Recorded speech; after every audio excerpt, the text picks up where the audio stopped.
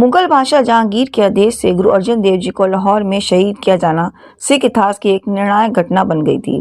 पंजाब में कुछ ऐसे गुरुद्रोही तत्व थे जो गुरु नानक देव द्वारा प्रेरित सिख आंदोलन और प्रवृत्ति गुरुओं द्वारा उस आंदोलन के अत्यंत कुशल संचालन से बहुत दृश्य करने लगे थे। इन लोगों ने बादशाह अकबर के कान भरते और उन्हें यह कहा था कि गुरुओं के उपदेश इस्लाम विरोधी हैं।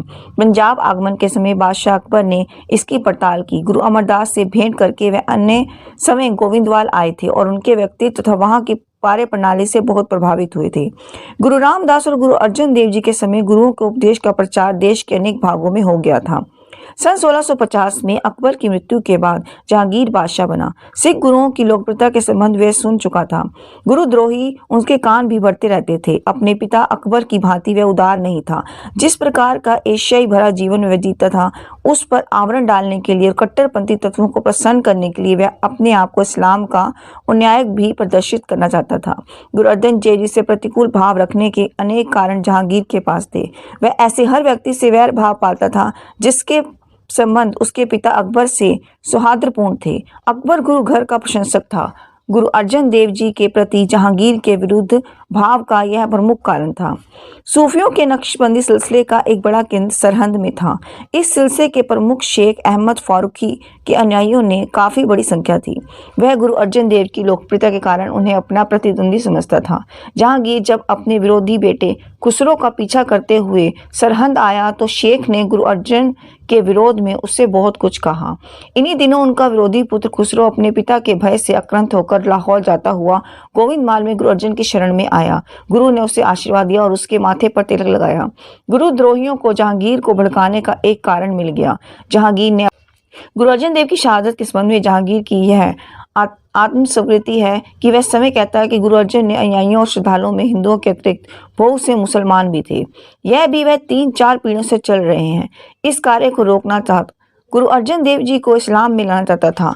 खुसरो को गुरु के पास आना तो मात्र एक बहाना था। उसने मुर्तजा खां को गुरु की संपत्ति जब्त करके उसे मार डालने का आदेश दे दिया था। गुरु अर्जन देव जी को बंदी बनाकर लाहौर लाया गया। वह जानते थे कि उसके साथ किस प्रकार का व्यवहार किया जाएगा। उस समय उनके एकमात्र पुत्र हरगोविंद की आयु मात्र 11 वर्ष की थी। अपनी पत्नी, अपने प्रमुख सिखों बाबा बुड्ढा और भाई गुरदास आदि से उन्होंने विचार विमर्श किया और यह भी संकेत दे दिया कि क्या होने जा रहा है। गुरुगद्दी का भार गुरु हरगोबिंद सिंह को सौंपकर वह लाहौर चले गए। वहां उन्हें लाहौर के किले में बंदी बनाकर रखा गया। जहांगीर ने उनसे पूछा कि उन्होंने खुसरो की सहायता क्यों की। उनका उत्तर था कि बादशाह अकबर के मधुर संबंध होने के कारण हमने उसके पौत्र की कुछ सहायता की। वह बहुत बुरी स्थिति में था। उसके पास आगे जाने के लिए कोई भी साधन नहीं था। गुरु नानक के दरबार में ऐसे साधनहीन व्यक्ति की सहायता करना धर्म समझा जाता है। इस उत्तर में जहांगीर कैसे संतुष्ट हो सकता था। वह तो सिख आंदोलन को मिटाने पर तुला था। उसने गुरु अर्जन पर 2 लाख रुपए का जुर्माना लगा दिया। गुरु जी का स्पष्ट उत्तर था कि उसके पास जो भी धन है वह उसका नहीं, संगत का धन है और संगत के हित में ही खर्च होता है। उन्होंने कोई अपराध नहीं किया है, इसलिए किसी प्रकार का जुर्माना भरने का प्रश्न ही उत्पन्न नहीं होता। लाहौर की सिख संगत ने उनके पास यह संदेश भेजा कि वह सभी मिलकर जुर्माने की रकम एकमात्र करके शाही खजाने में जमा करवा दें। गुरु अर्जन देव जी ने उन्हें ऐसा करने से रोक दिया। गुरु अर्जन देव जी की कुछ आदर्शों की रक्षा के लिए अन्याय का प्रतिरोध करते हुए हंसते हंसते प्राण दे देने को प्रेरणा वह देते रहे। आज बड़ी घड़ी उनके सम्मुख उपस्थित थी। गुरु अर्जन देव जी को मृत्युदंड देने का आदेश दे दिया गया।